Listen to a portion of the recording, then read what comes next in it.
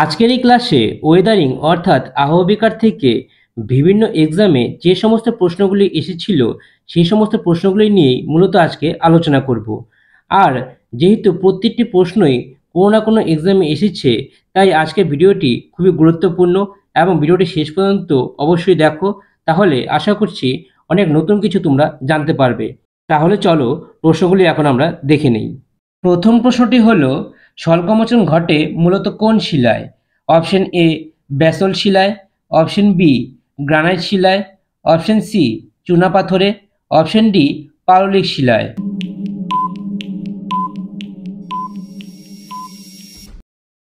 এখানে সঠিক উত্তরটি হলো অপশন বি গ্রানাইট শিলায়। দ্বিতীয় প্রশ্নটি হলো, লৌহযুক্ত শিলায় জল সংযোগে অক্সিজেনের রাসায়নিক বিক্রিয়াকে কি বলা হয়?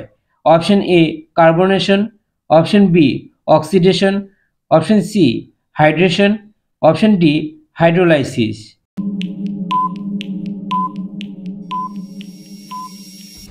এখানে সঠিক উত্তরটি হলো অপশন বি অক্সিডেশন। 3 নম্বর প্রশ্নটি হলো, গ্রানাইট টর্চ সৃষ্টি হয় অপশন এ স্বল্পমোচন প্রক্রিয়ার ফলে, অপশন বি কার্বনেশন প্রক্রিয়ার ফলে, অপশন সি জল যোজনে, অপশন ডি কোনোটিই নয়।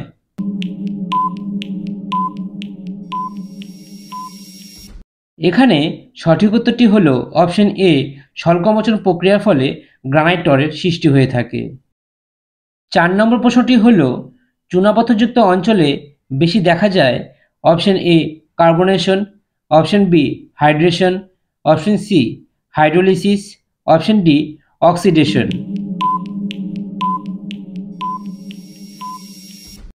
এখানে সঠিক উত্তরটি হলো অপশন এ কার্বনেশন। 5 নম্বর কোশ্চেনটি হলো, ক্ষয়ীভবন হলো একটি অপশন এ স্থিতিশীল প্রক্রিয়া, অপশন বি গতিশীল প্রক্রিয়া, অপশন সি নিরপেক্ষ প্রক্রিয়া, অপশন ডি কোনোটিই নয়।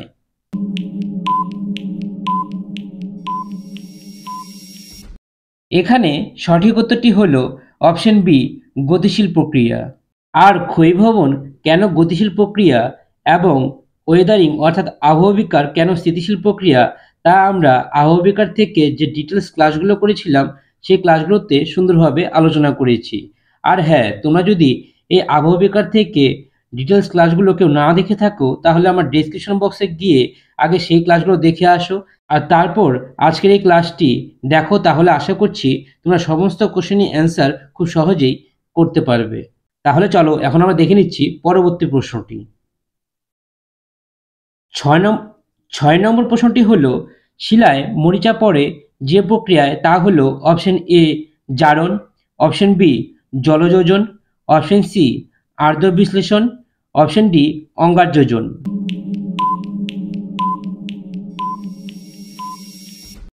এখানে সঠিক উত্তরটি হলো অপশন এ জারণ।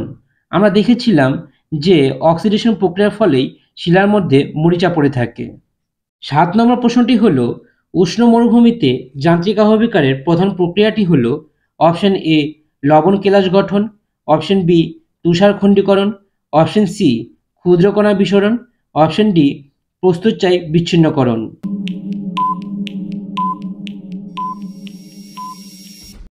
এখানে সঠিক উত্তরটি হলো অপশন সি ক্ষুদ্রকণা বিসরণ।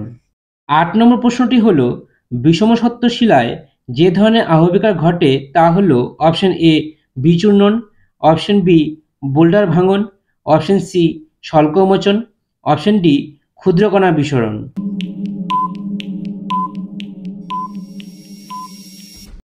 এখানে সঠিক উত্তরটি হলো অপশন ডি ক্ষুদ্রকণা বিসরণ। 9 নম্বর প্রশ্নটি হলো, বৃষ্টিবহুল ক্রান্তীয় অঞ্চলে দেখা যায় অপশন এ যান্ত্রিক আবহবিকার, অপশন বি রাসায়নিক আবহবিকার, অপশন সি জৈবিক আবহবিকার, অপশন ডি কোনোটিই নয়।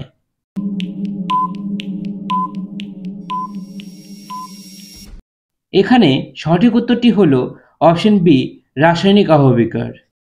11 নম্বর প্রশ্নটি হলো, আবহবিকারের ফলে শিলা ভেঙে ছোট ছোট খণ্ডে পরিণত হওয়াকে কি বলে? অপশন এ ক্ষয়ীভবন, অপশন বি অপসারণ, অপশন সি বিয়োজন, অপশন ডি পুঞ্জিত ক্ষয়।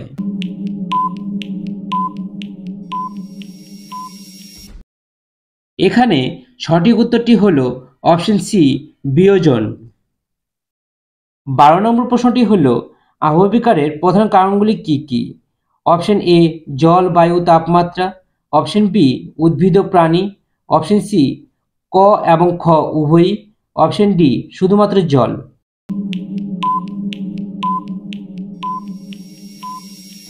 এখানে সঠিক উত্তরটি হলো অপশন সি, অর্থাৎ খ এবং ক উভয়ই হলো আবহবিকারের প্রধান কারণ। 13 নম্বর প্রশ্নটি হলো আবহাওয়া এবং ক্ষয়ের মধ্যে প্রাথমিক পার্থক্যটি কী? অপশনগুলি লক্ষ্য করো ভালো করে। অপশনগুলিতে বলা রয়েছে অপশন এ আবহাওয়া হলো পদার্থের চলাচল আর ক্ষয় হলো শিলা ভেঙে যাওয়া। অপশন বিতে বলা রয়েছে আবহাওয়া হলো শিলা ভেঙে যাওয়া আর ক্ষয় হলো ওই পদার্থের চলাচল। অপশন সিতে বলা রয়েছে আবহাওয়া এবং ক্ষয় একই প্রক্রিয়া। অপশন ডিতে বলা রয়েছে আবহাওয়া হলো একটি গঠনমূলক প্রক্রিয়া আর ক্ষয় হলো ধ্বংসাত্মক প্রক্রিয়া।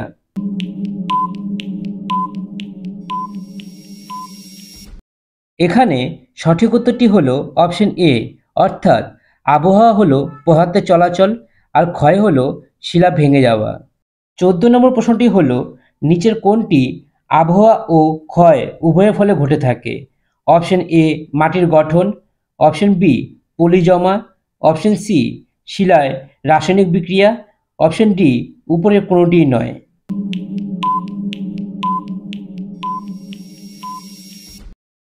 এখানে সঠিক উত্তরটি হলো অপশন এ মাটির গঠন। 15 নম্বর প্রশ্নটি হলো কোন ধরনের আবহবিকার জীবন্ত প্রাণীর ক্রিয়ায় শিলার ভাঙন ঘটায়? অপশন এ জৈবিক আবহবিকার। অপশন বি যান্ত্রিক আবহবিকার। অপশন সি রাসায়নিক আবহবিকার। অপশন ডি ক্ষয়।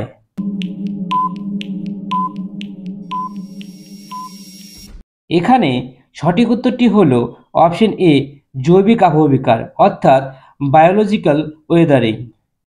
16 নম্বর প্রশ্নটি হলো নদীগর্ভে গর্ত সৃষ্টির প্রধান কারণ হলো অপশন এ জারণ। অপশন বি ক্ষয়। Option C exfoliation. Option D আর্দ্র বিশ্লেষণ।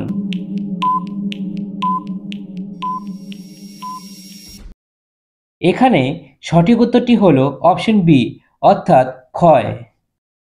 17 নম্বর প্রশ্নটি হলো নিম্নলিখিত কারণগুলির মধ্যে কোনটি রাসায়নিক আবহবিকারকে ত্বরান্বিত করে? অপশন এ ঠান্ডা ও শুষ্ক জলবায়ু। অপশন বি কম আর্দ্রতা। অপশন সি উষ্ণ ও আর্দ্র জলবায়ু। অপশন ডি উচ্চ উচ্চতা।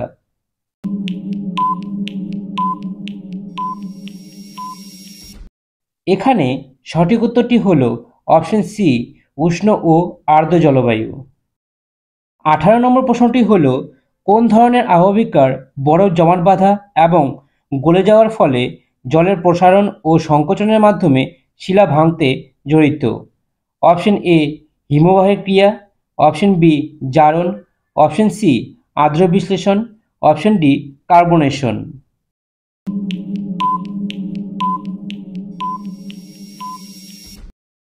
এখানে সঠিক উত্তরটি হলো অপশন এ হিমবাহের ক্রিয়া। 19 নম্বর প্রশ্নটি হলো গুহা এবং শৃঙ্খলের গঠন কিসের ফল? অপশন এ ঘর্ষণ। অপশন বি জারণ। Option C exfoliation. Option D রাসায়নিক আবহবিকার।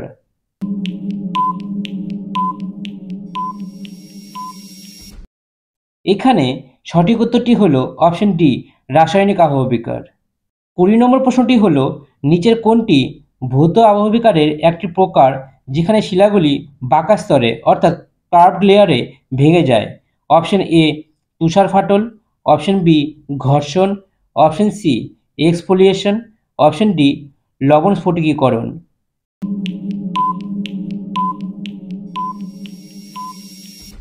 এখানে সঠিক উত্তরটি হলো অপশন সি এক্সফোলিয়েশন।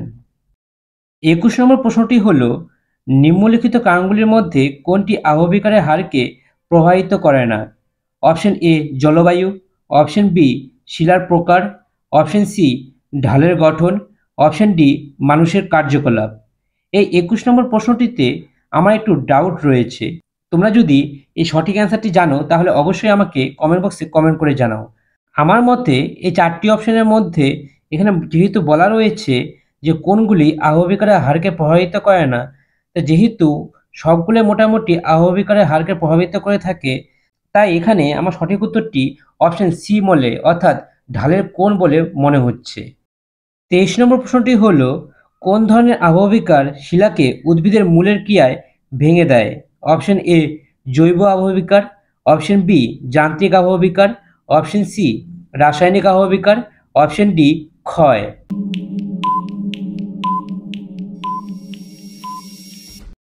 এখানে সঠিক উত্তরটি হল অপশন এ জৈব আবহবিকার। 24 নম্বর প্রশ্নটি হল, নিচের কোনটি রাসায়নিক আবহবিকারের একটি রূপ যেখানে শিলার খনিজ পদার্থ অক্সিজেনের সাথে বিক্রিয়া করে নতুন যৌগ গঠন করে? অপশন এ আর্দ্র বিশ্লেষণ, অপশন বি জারণ, option C carbonation, option D দ্রবণ।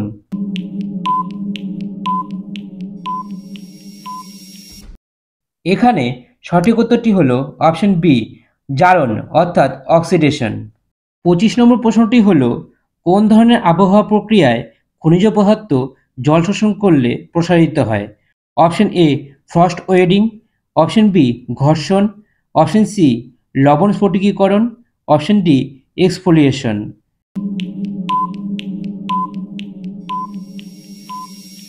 এখানে সঠিক উত্তরটি হল অপশন সি লবণ স্ফটিকীকরণ। 26 নম্বর প্রশ্নটি হল, যে প্রক্রিয়ায় শিলা বায়ু, জল বা বরফ দ্বারা বাহিত অন্যান্য শিলা বা কণার ঘর্ষণের ফলে ক্ষয়প্রাপ্ত হয় তাকে বলে? অপশন এ ঘর্ষণ, option B exfoliation, option C hydrolysis, option D oxidation.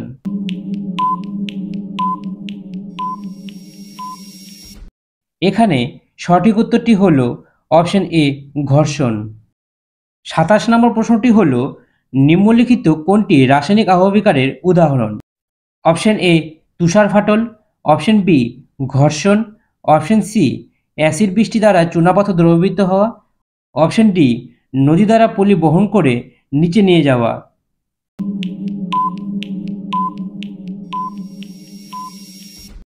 এখানে সঠিক উত্তরটি হল অপশন সি অ্যাসিড বৃষ্টি দ্বারা চুনাপাথর দ্রবীভূত হওয়া।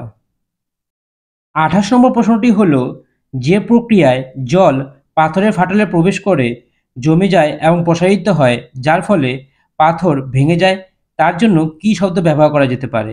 Option A frost wedging, option B ঘর্ষণ, option C exfoliation, option D hydrolysis.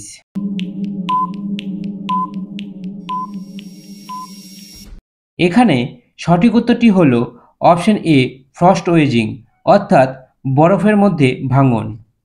29 নম্বর প্রশ্নটি হল, নদী, ঢেউ এবং হিমবাহের ক্রিয়ায় শিলা ও মাটির ক্ষয়কে কী বলা হয়? অপশন এ ক্ষয়, অপশন বি আবহবিকার, অপশন সি সঞ্চয়, অপশন ডি পরিবহন।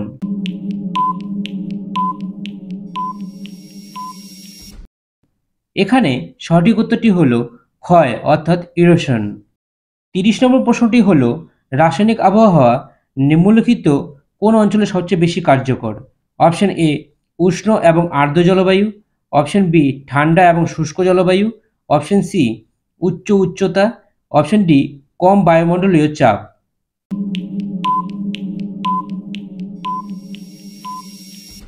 এখানে সঠিক উত্তরটি হল অপশন এ উষ্ণ এবং আর্দ্র জলবায়ু।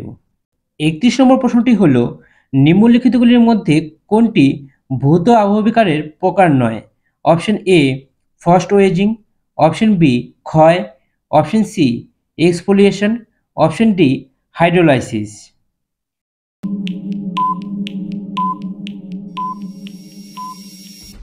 এখানে সঠিক উত্তরটি হল অপশন ডি হাইড্রোলাইসিস। 32 নম্বর প্রশ্নটি হল, বায়ু, জল বা বরফ দ্বারা শিলাখণ্ডগুলি তুলে নিয়ে যাওয়ার প্রক্রিয়াকে কী শব্দে বর্ণনা করা হয়? Option A erosion, option B weathering, option C deposition, option D transportation.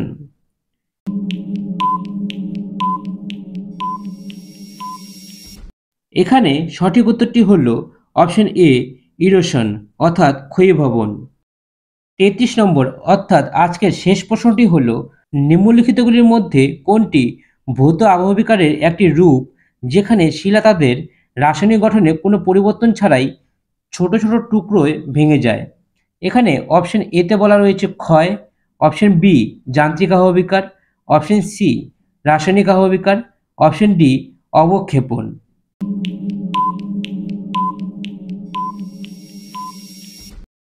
এখানে সঠিক উত্তরটি হলো অপশন বি যান্ত্রিক আবহবিকার।